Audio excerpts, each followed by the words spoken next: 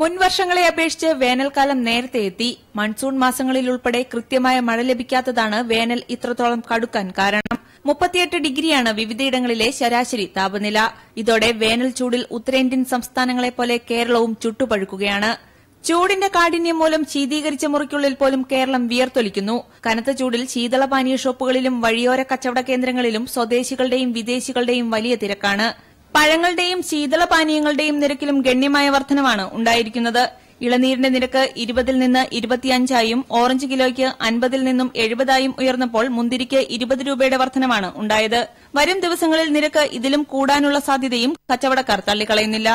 ഫ്രൂട്ട്സിനൊക്കെ നല്ല വിലകളാണ് ഉള്ളത്. എന്നാലും ആവശ്യക്കാർ അധികമായിട്ടുണ്ട്. ആപ്പിളിനാണെങ്കിലും 10-20 രൂപ ഒരേ ദിവസം കൂടിക്കൊണ്ടിരിക്കുകയാണ്. ഓറഞ്ചിനും അതേപോലെ തന്നെ വില കൂടിക്കൊണ്ടിരിക്കുകയാണ്. എന്നാലും ആവശ്യക്കാർ അധികമായിട്ടുണ്ട്. AC വിപണിയിലും വൻ കുതിച്ചുചാട്ടമാണ് ഉണ്ടായിരിക്കുന്നത്.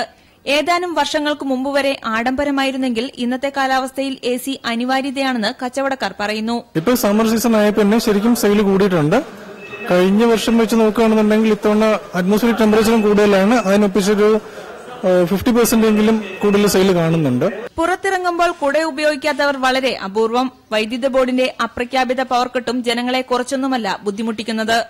കേരളം മരുഭൂവൽക്കരണത്തിലേക്ക് മാറിക്കൊണ്ടിരിക്കുന്നുവെന്ന റിപ്പോർട്ടുകളെ ശരിവെക്കുന്ന രീതിയിൽ കനത്ത ചൂടാണ് സംസ്ഥാനത്ത് അനുഭവപ്പെടുന്നത്. മാറുന്ന ജീവിത സാഹചര്യം പരീക്ഷിക്കുന്ന മലയാളി ചൂടിനെ അതിജീവിക്കാൻ ഏറെ ബുദ്ധിമുട്ടും. Greeshma S Nair, Thiruvananthapuram, India vision.